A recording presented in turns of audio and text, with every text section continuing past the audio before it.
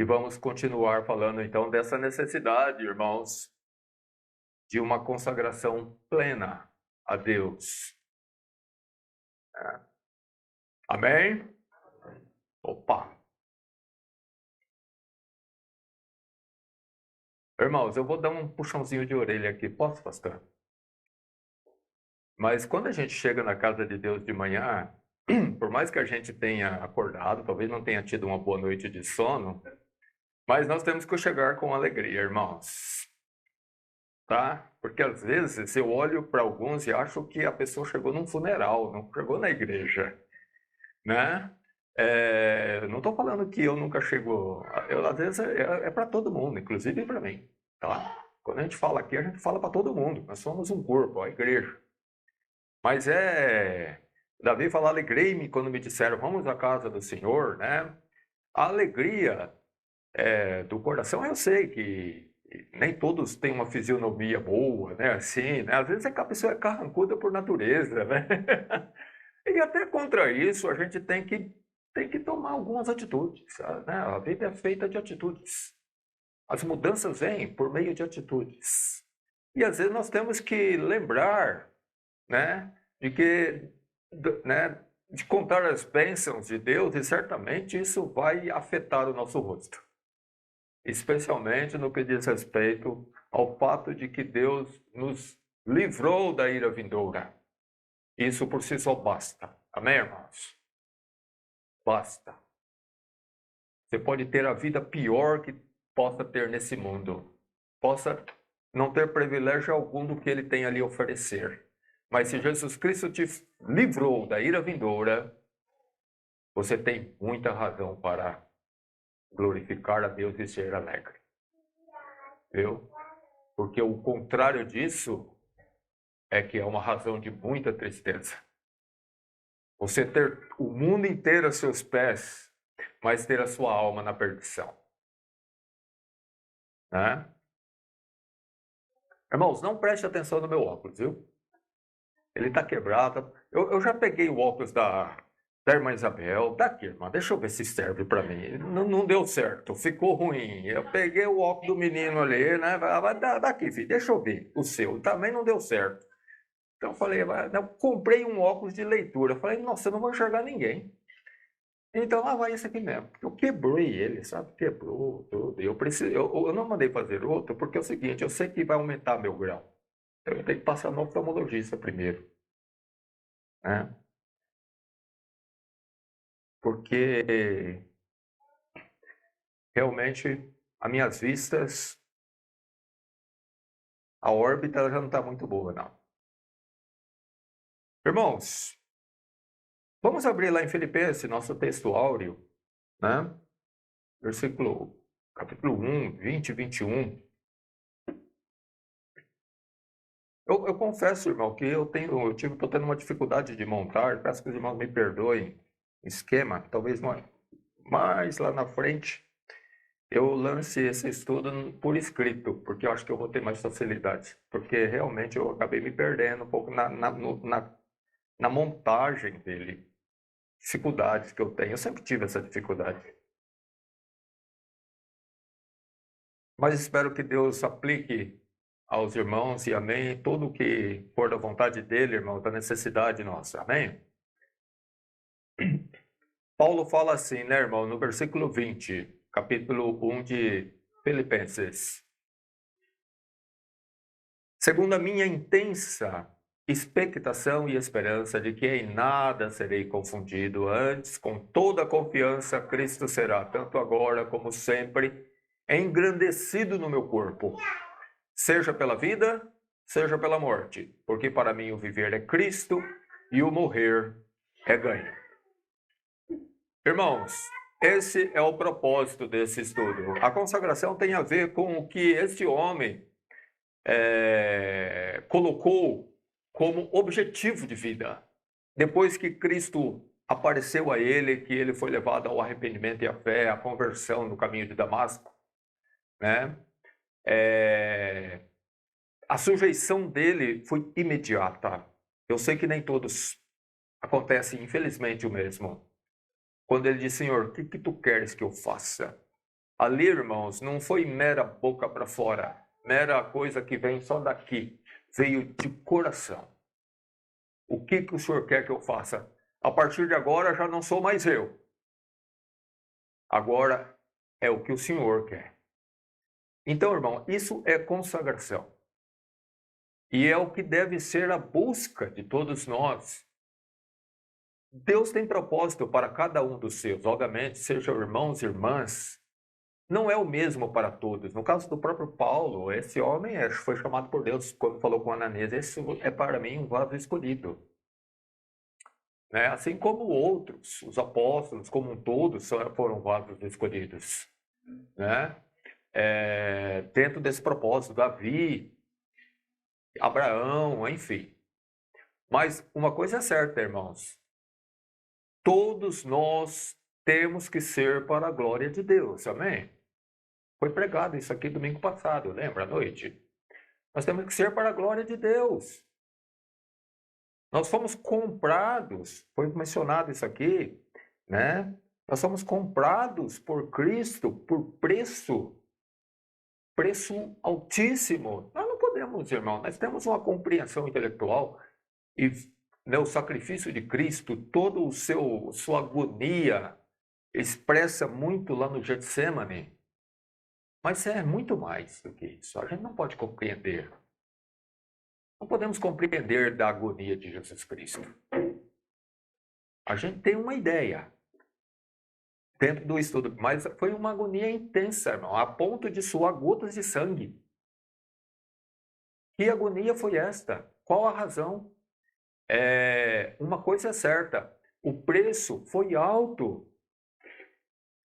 E nós temos um preço a pagar, irmãos. E aí até entra na questão de que Pedro vinha falando, né? De fato, aqueles irmãos, os dispersos, eles estavam pagando um preço, o preço do cristianismo.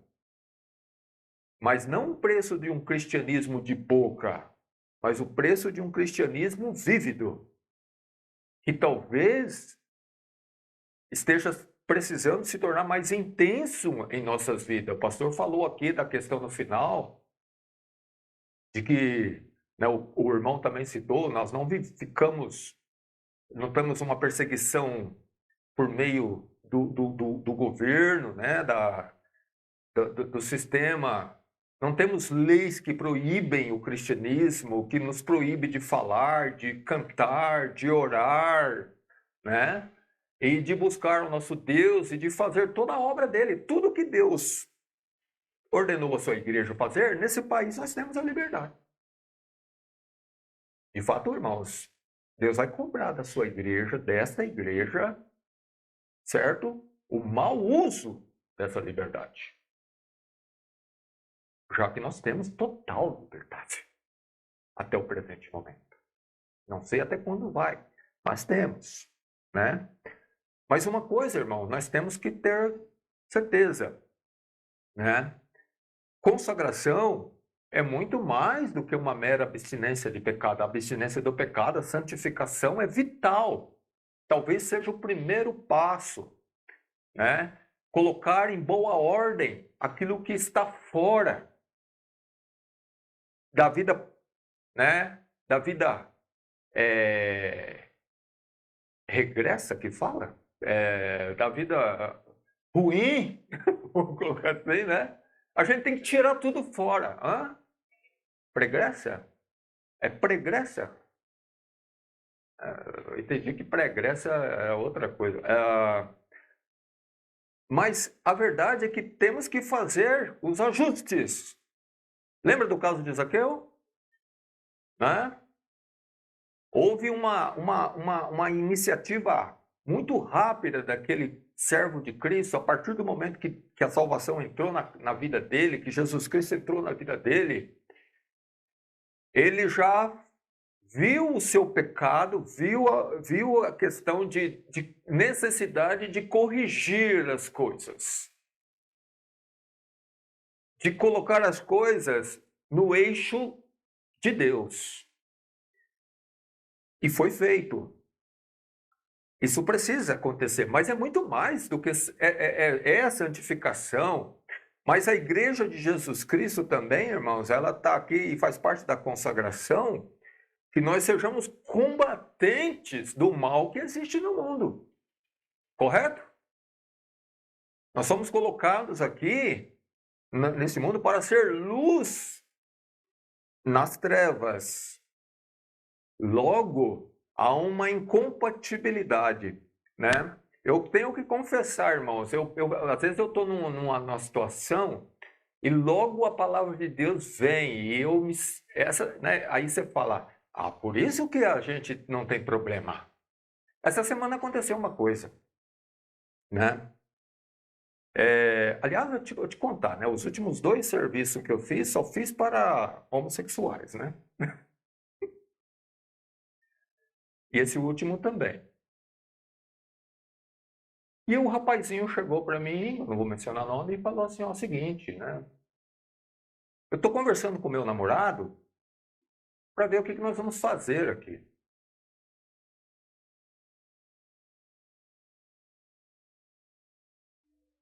Aí eu pensei, o que deveria fazer? Se João Batista estivesse aqui, qual seria a reação de João Batista quando esse rapazinho falou assim, se meu namorado tivesse, quando meu namorado... Ele tinha falado, filho, não é lícito você ter um namorado homem. Não é? Eu não tenho nenhuma dúvida que ele teria dito na hora, na lata. Foi o que ele disse a Herodes, não é lícito você possuir a esposa do seu irmão Filipe. Logicamente, ele tomou conhecimento disso aí e falou, opa, está errado o que você está fazendo. Então, irmãos, o cristianismo vívido, ele implica em abstinência do pecado, em abster-se de todo o pecado, de todo o mal, mas ele implica também em pregarmos toda a justiça. De combater o mal com o bem. Não só fazer o bem, isso verdadeiramente tem que acontecer. Mas, irmãos, nós somos levados, chamados por Cristo, a proclamar. A boca tem que abrir.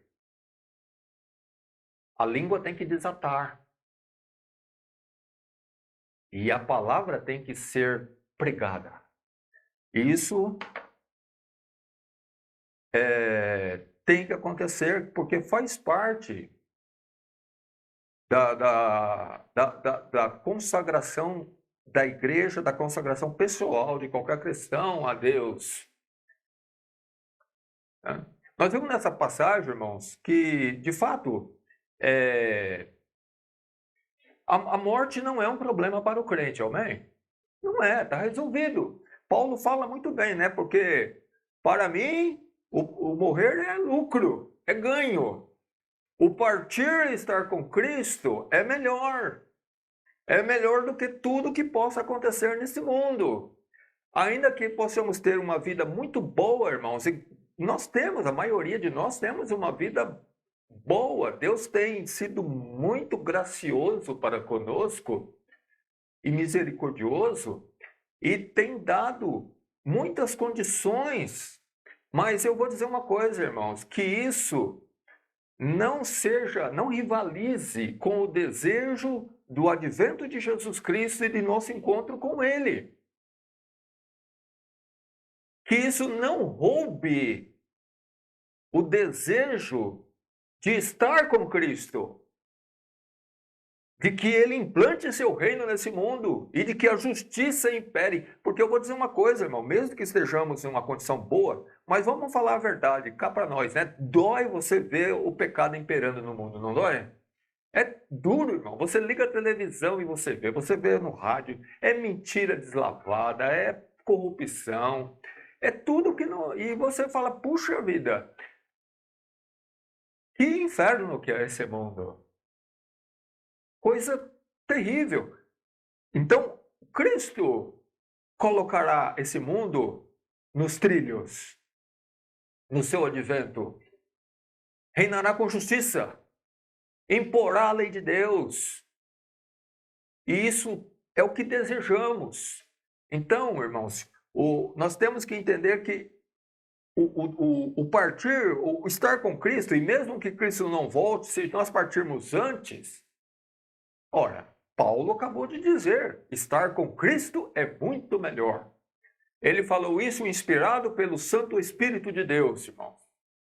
Tanto é que está na Bíblia, faz parte do cânon, daquilo que foi inspirado, daquilo que Deus quis que nós soubéssemos. Olha, Deus quer que nós saibamos que estar com Cristo é melhor do que estar aqui.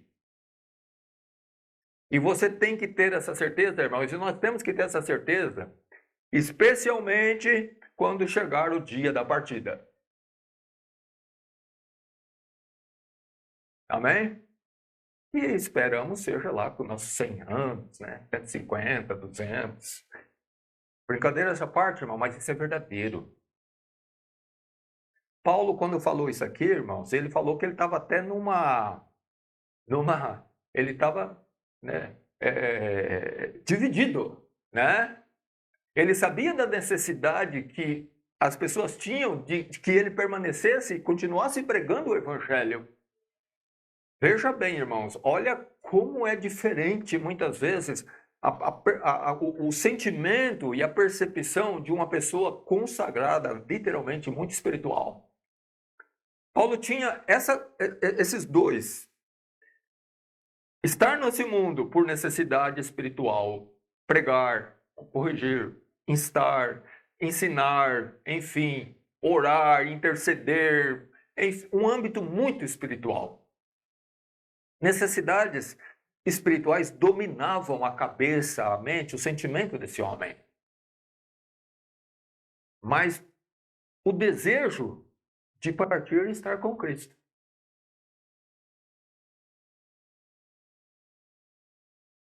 E é muito melhor. Aliás, o pastor, me permita, viu? Quando Cristo foi crucificado, onde é que ele ficou? Bom, eu vou ficar com o que ele mesmo disse. Ele disse para o ladrão, hoje estarás comigo no paraíso. Então, acho que ele esteve no paraíso. Né? Ué, hoje estarás comigo no paraíso. Então, ele chegou com um ex-ladrão lá no paraíso. Entrou triunfalmente no paraíso, trazendo com ele um ex-salteador. Agora, se ele ficou lá os 3 dias, eu não sei. Mas uma coisa é certa. Ele esteve lá porque ele mesmo disse. Né?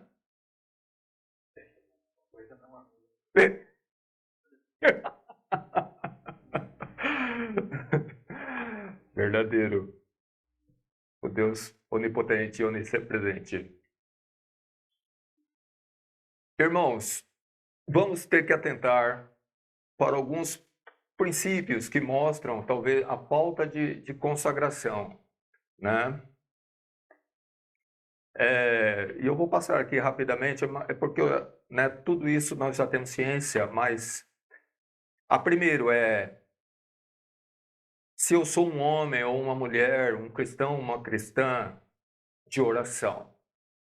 Porque, irmãos, olhamos para os grandes homens de Deus que houve na história da igreja e também na história bíblica, e você vai ver que eles eram pessoas que buscavam a Deus constantemente, com instância mesmo. Era simplesmente buscar a Deus, parece que ininterruptamente. Obviamente que não era assim, mas o anseio deles, né, a dependência de Deus, o anseio por Deus, os fazia buscar a Deus em oração. De maneira que parecia que era quase que uma impossibilidade desconectar Deus de qualquer aspecto da sua vida. E de que tudo era levado a Deus em oração. Tem aquele hino que fala, né, que nós temos problemas só porque nós não levamos tudo a Deus em oração. Nós temos que levar tudo a Deus em oração, irmão. E, de fato, nós temos que ser homens e mulheres de oração.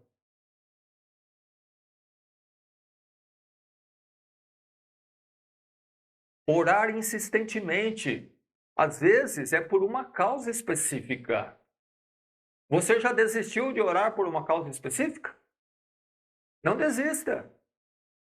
Às vezes leva anos para Deus atender, segundo o propósito eterno dele.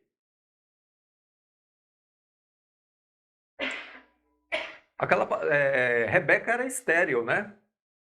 E a Bíblia fala que Isaac orou insistentemente por ela. Isso levou 20 anos.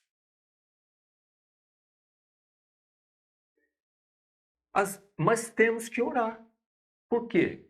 Porque é do propósito de Deus que nós oremos persistentemente, insistentemente e prazerosamente, irmãos. Amém? Orar mesmo, orai todo tempo. Orai formalmente, orai informalmente, mas orai, irmãos. Oremos uns pelos outros. Eu já até foi mencionado semana passada, né, que é colocado no grupo sempre os pedidos de oração. E eles não podem passar. Alguns ali tá valendo aquela insistência, porque tá lá, já tá lá há mais de ano, né? Eu acho, né? Não sei. Um bom tempo tá lá. Mas oremos, continuemos orando, ué. Continuemos orando. Deus esqueceu? Jamais. Deus não esquece. Ele não atendeu? Tem suas razões. Nem tudo nós sabemos. Mas nós sabemos de uma coisa, devemos continuar orando.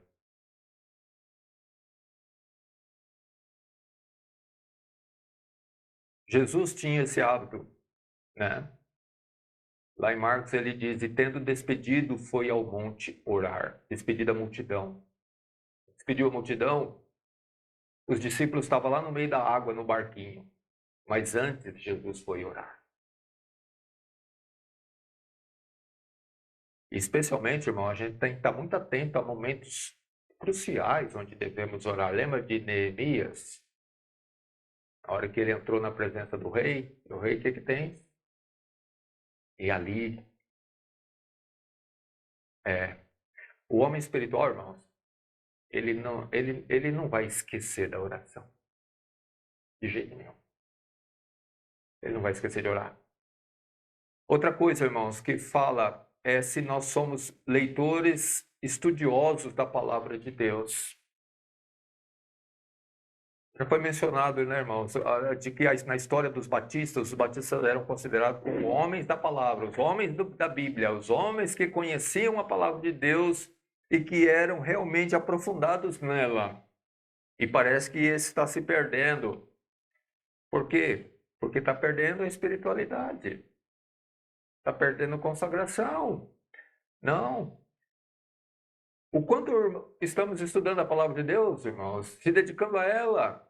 Não estou falando aquela leitura rápida por cima, como que para se livrar de uma consciência pesada, irmão. Isso não é nem bíblico. Isso não é proveitoso.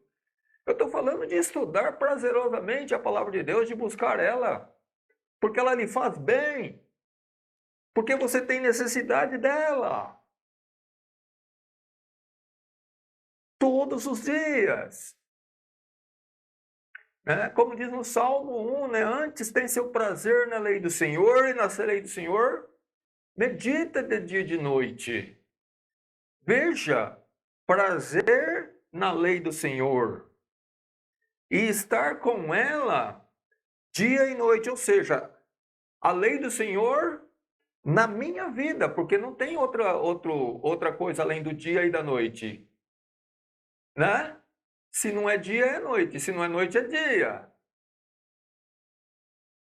É o quanto a palavra de Deus tem que estar inserida na nossa vida, na condução dos nossos atos, das nossas atitudes, dos nossos pensamentos, das nossas propostas, daquilo que queremos fazer. A palavra de Deus tem que estar imperando em tudo isso.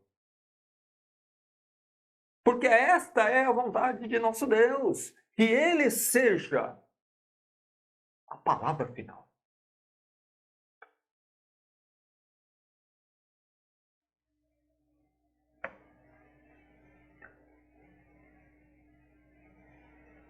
O salmista lá no Salmo 119, 148 diz também, os meus olhos anteciparam as vigílias da noite. para meditar na tua palavra. Acordou mais cedo.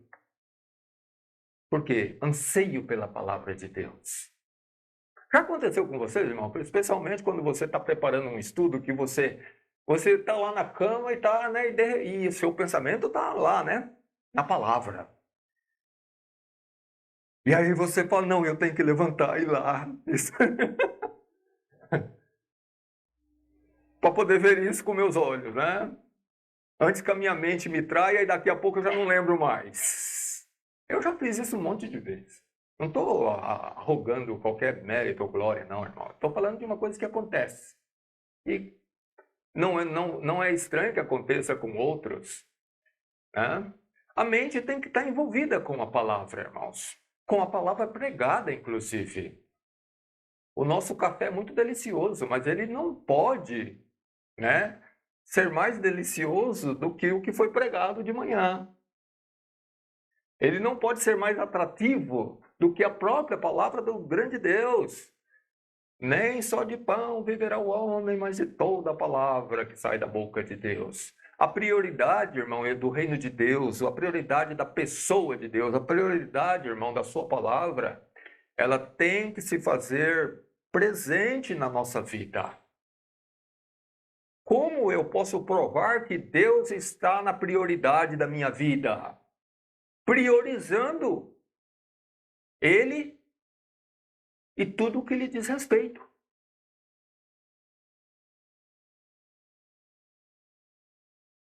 Lembra aquela passagem, aquele estudo que eu coloquei um escritinho lá, de Elias? Que quando Elias foi ter com a viúva não tinha quase nada, né? Estava ali prestes a morrer, ela e o filho, né? Mas ela teve que... Elias falou, não, primeiro faz para mim. Irmão, do reino de Deus é prioridade sempre. Não importa o que está acontecendo na minha vida. Eu tenho que dar ao Senhor o que é dele, devido. Nada pode roubar essa glória de furtar o meu coração, a minha, ou o que eu possa oferecer ao Senhor por conta de alguma coisa que acontece comigo. De maneira nenhuma. Outra coisa, irmãos, o louvor ao Senhor, o cântico. Né? Porque o louvor pode ser assim, né? Eu louvo ao Senhor por meio de atitudes, é um louvor a Deus. Mas eu estou falando mesmo, a sua boca canta ao Senhor. Você louva ao Senhor com cânticos, fora aqui da igreja. Você está no seu carro, você louva ao Senhor. Você está no seu trabalho, você louva ao Senhor.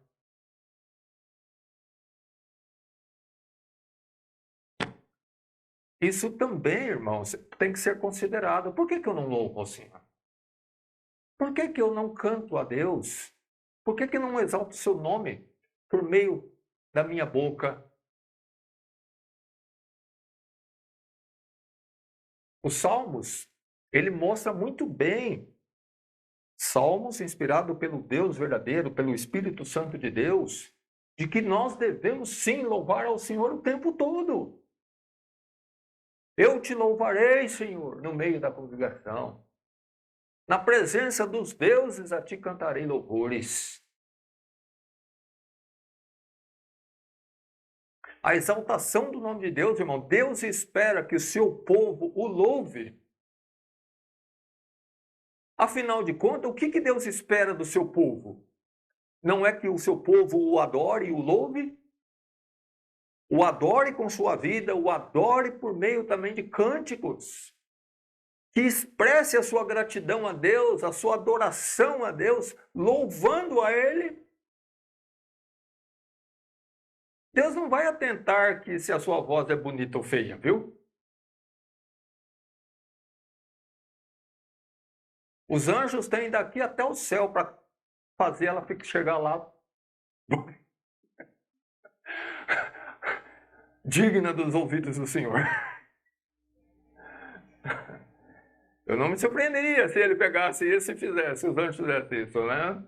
Mas não precisa, irmão. Porque Deus quer realmente ver a beleza é no coração. A intenção sincera, genuína de adorá-lo. Não só, obrigado, Senhor, pela salvação,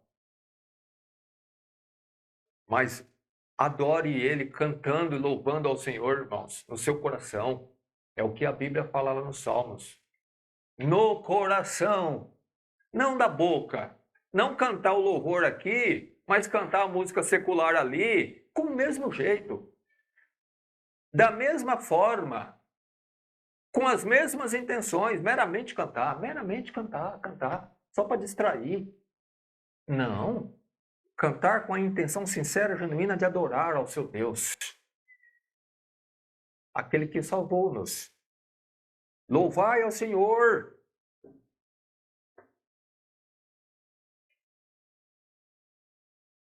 O salmista diz assim: regozijai-vos no Senhor, vós justos, nós, justificados. Pois aos retos convém louvor. Louvai ao Senhor com harpa. Cantai a Ele com saltério e instrumentos de 10 cordas. Davi. Cantai-lhe um cântico novo. Aí aquela passagem que eu falei para o irmão Nicolas, tocai bem e com júbilo. Viu?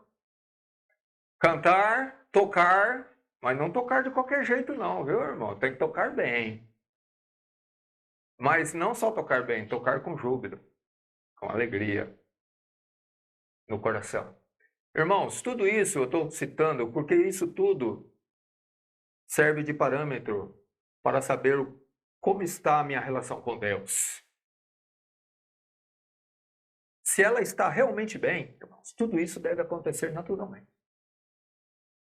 Esse é o fato.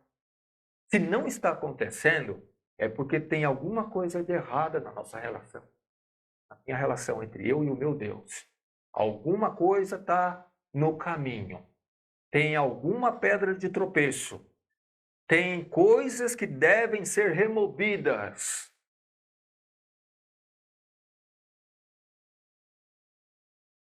Que estão sendo um verdadeiro embaraço na relação entre nós e o nosso Deus. E uma última coisa que também serve de parâmetro, eu coloquei aqui, irmãos, e já vamos prosseguindo, é dificuldade de contribuir financeiramente com o Senhor, para a obra do Senhor. Ah, tem alegria na contribuição? Ou você ou eu faz por meio de um dever?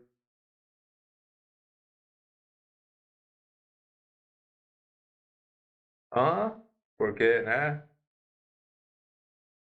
Não pode ser assim, irmãos.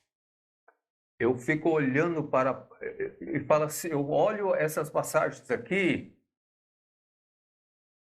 e eu falo, Senhor meu Deus, que eu e a igreja de São José dos Campos sejamos desse jeito aqui, ó. E o povo se alegrou porque contribuíram voluntariamente. Porque com coração perfeito, completo, voluntariamente deram ao Senhor. E também o rei Davi se alegrou com grande alegria por conta desse acontecimento. Esse acontecimento aqui, irmão, foi as contribuições do povo para a construção do templo, que depois foi erigido por Salomão. Mas o povo voluntariamente, irmão, deu, que chegou a fazer montes.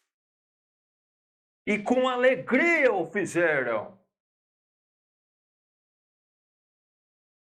E que gozo foi isso, quando o povo de Deus é movido por um coração voluntário, de agradecimento, de prazer no seu Senhor. Nada aos empurrão, mas tudo feito com grande alegria e de um espírito voluntário. Por isso que Davi sempre falava, ó Senhor, sustente-me com um espírito voluntário. Não ao empurrão. Lá em 2 Coríntios, nesse mesmo contexto, Paulo também dá testemunho dos irmãos lá da Macedônia, né? Também, irmãos, nós fazemos conhecer a graça de Deus dadas às igrejas da Macedônia. É uma graça de Deus mesmo. Esse prazer na contribuição é uma graça, é uma dádiva de Deus, que Deus nos dê. Amém, irmãos? Dessa graça de poder contribuir, segundo as nossas posses, de todo o coração. Porque isso é prazeroso diante de Deus. Deus quer ver essa voluntariedade no seu povo, esse prazer que envolve todas essas coisas que eu estou mencionando, inclusive isso. Como também, Paulo continua aqui, ó, como em muita prova de tribulação, não foi na maré boa, não foi na abundância, não.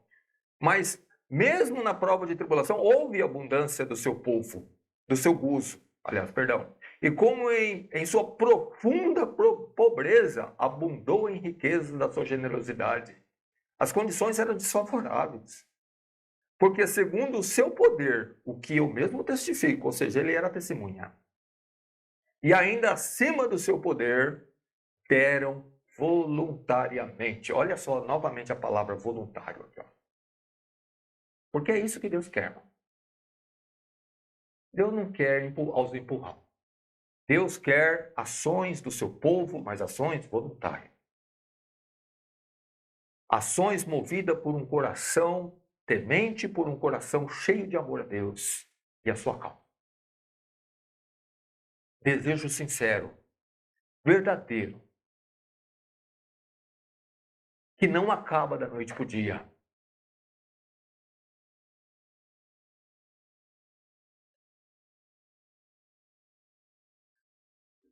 Pedindo-nos com muitos rogos que aceitássemos a graça e a comunicação desse serviço que se fazia com os santos, para com os santos.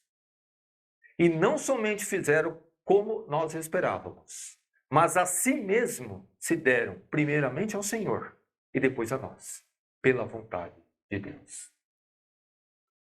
É isso, irmão. Contribuição voluntária. E a contribuição desse povo da Macedônia, da igreja da Macedônia, foi muito além das espécies, né? Da contribuição dos bens que eles deram, do que eles deram. Né? Eles deram a si mesmo. Foram além, Paulo fala. Eles mesmos se empenharam. Seus corpos foram dados ao Senhor. A sua disposição física foi dada a Deus. Primeiramente ao Senhor, mas também no socorro dos seus servos, no socorro do apóstolo e daqueles que estavam com ele. Foi tudo feito para ele, por Deus, para a glória de Deus.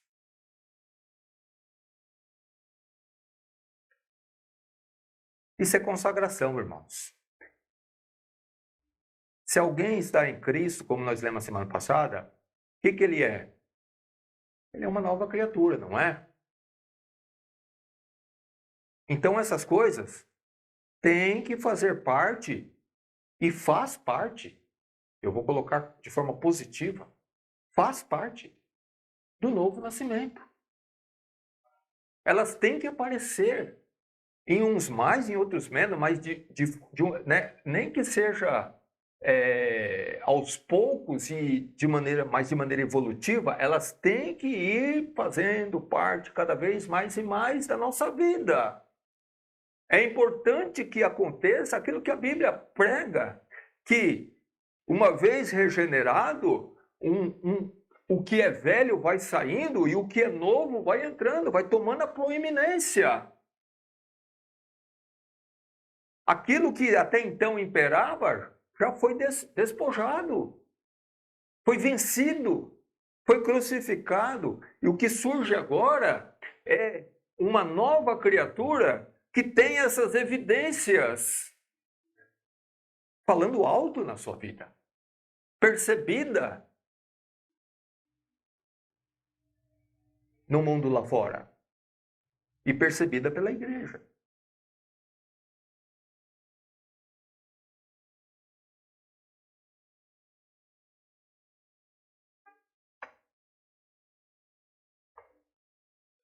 Desejo e intenção Eu até comentei a semana passada, né, irmãos?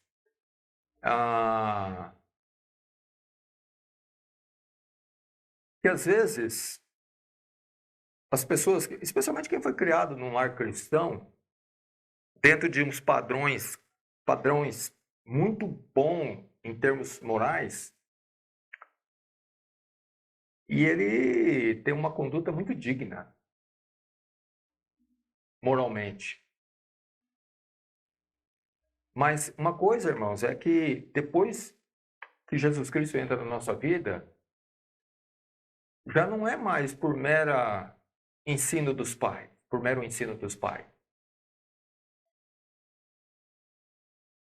Mas é por coisa maior que eu deixo de fazer certas coisas. Não é porque meu pai me ensinou sim, minha mãe, mas é por temor de Deus também. Submissão a Deus. Não é porque vai fazer mal, ou alguém vai ficar falando, ou porque a igreja vai me punir, ou porque eu vou ser disciplinado, ou porque vai acontecer isso, aquilo outro. É porque eu temo a meu Deus. É porque eu amo a meu Deus. É porque eu me sujeito a meu Deus.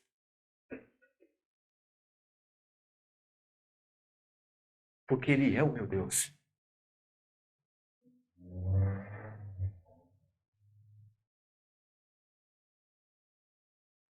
Você já foi alvo daquele dito: Bertano mudou da água para o vinho, né? Isso aí faz alusão àquele primeiro milagre de Jesus, né? Que o meu filho Pedro foi buscar lá, porque o pastor exigiu os milagres de Jesus, e ele foi buscar lá o primeiro milagre de Jesus transformou a água em vinho nas bodas de Caná, da Galileia. Você colocou mesmo, né? E os outros irmãozinhos aí também, né? Tiveram a semana inteira para buscar isso aí, né? Os milagres de Jesus Cristo, né? Ou seja, coisas que só Deus pode fazer. Homem não pode, né? Essa transformação, irmão, espiritual é um milagre. É o maior. A salvação do pecador perdido é um milagre, porque por natureza nada aconteceria. Mas pela operação de Deus, manifestando seu poder na regeneração, aí sim houve arrependimento, houve fé, transformação de vida. Eu vou dizer uma coisa, irmãos. É verdade que é muito ruim quando a gente tem uma vida muito pregressa. Agora eu vou usar o termo, tá? Como eu, por exemplo, e outros. É muito duro. Você paga um alto preço. E você paga por toda a sua vida, em certos aspectos, por conta dos seus erros do passado. Porque você, né, foi muito longe no pecado. E aí importa pagar o preço dessa longevidade, desse afundamento. A gente tem consciência disso. Mas uma coisa também é certa. Nós temos uma chance única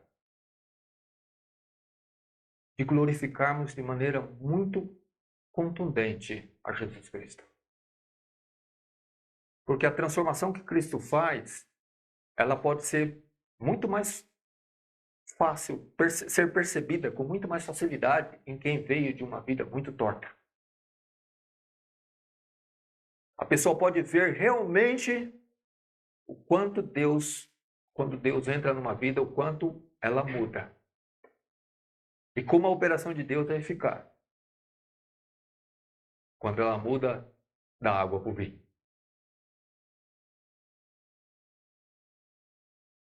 E as pessoas notam. Então, se por um lado é ruim, eu não aconselho ninguém a ter uma vida torta, né? Né? Não faça como aquele, né? Vai abundar o pecado para que a graça abunde de maneira nenhuma, né? Mas eu digo, irmãos, que se você teve esse desprazer, então use agora para glorificar a Cristo de maneira muito maior, muito mais. Se o pecado abundou na nossa vida, então que agora possa abundar muito mais a graça de Deus. Amém, irmãos? Consagrado, em consagração a Deus. Vamos fazer que nem Paulo, né? Paulo foi um perseguidor da igreja, mas depois ele se transformou no maior apóstolo. Que glória! Isso não anula o passado dele. Ele se julgava até indigno, porque ele sabia o que ele tinha sido. Mas ele exaltou soberanamente a graça de Deus na vida dele. Ele fez muito bom uso dessa condição precária que ele tinha sido.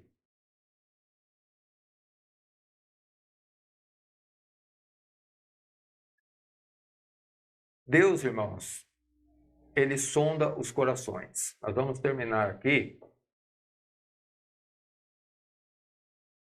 E ele sabe do coração de cada um de nós.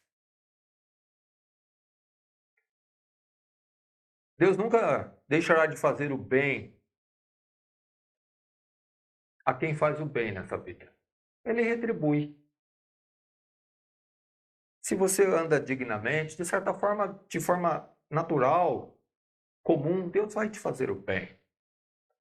Mas no que diz respeito ao povo de Deus, irmãos, nós temos que sempre saber fazer todas as coisas e fazer o bem, visando sempre e para todo sempre a glória de Deus.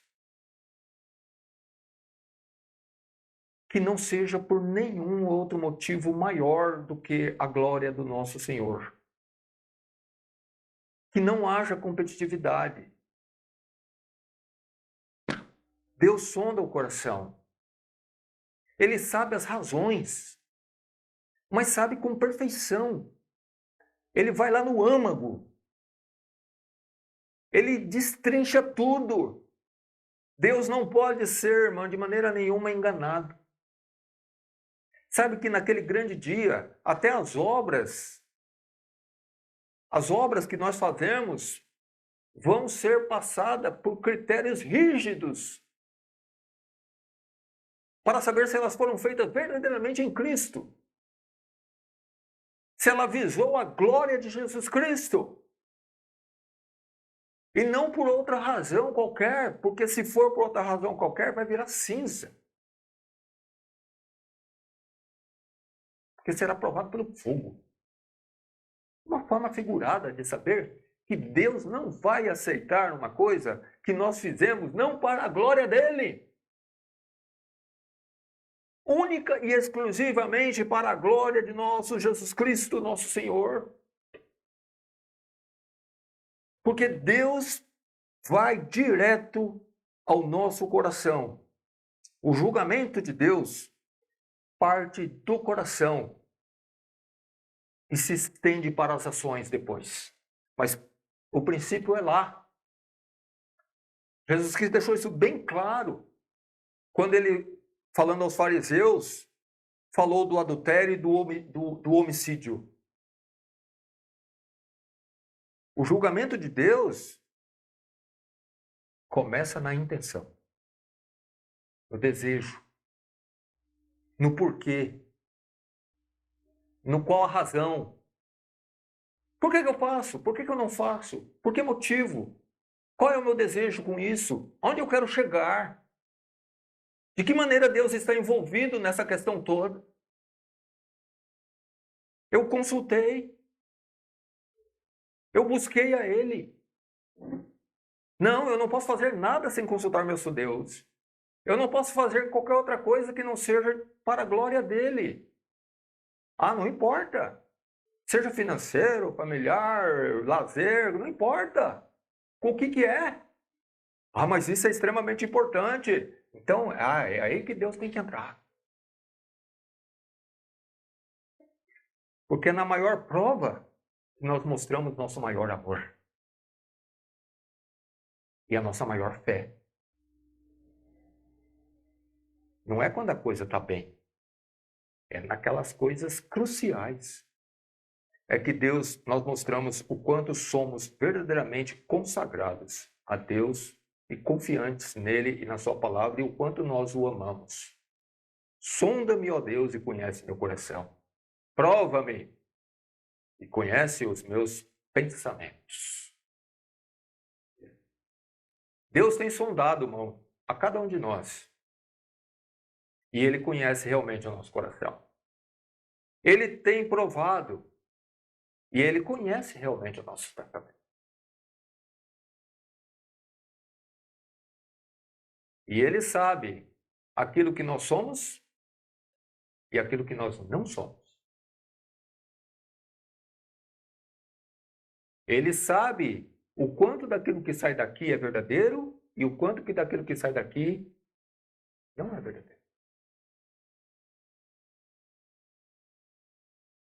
São apenas palavras, mas que não se mostram reais quando se trata da nossa vida lá fora. Quando se trata do viver Cristo.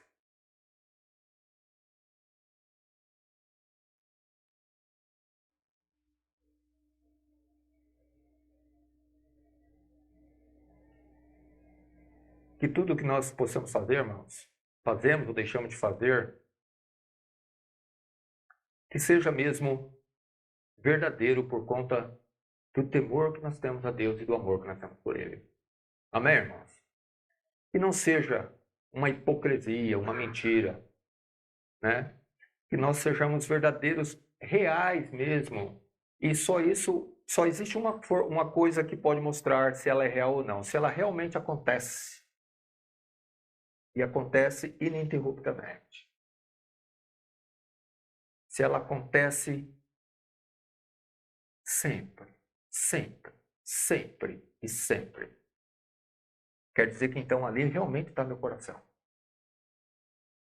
Ali realmente está a minha intenção, o meu desejo. E é por isso que acontece sempre. Do contrário, é boca para fora. E não é consagração. Eu queria ficar o dia inteiro falando aqui, mas não posso. Então vamos encerrar.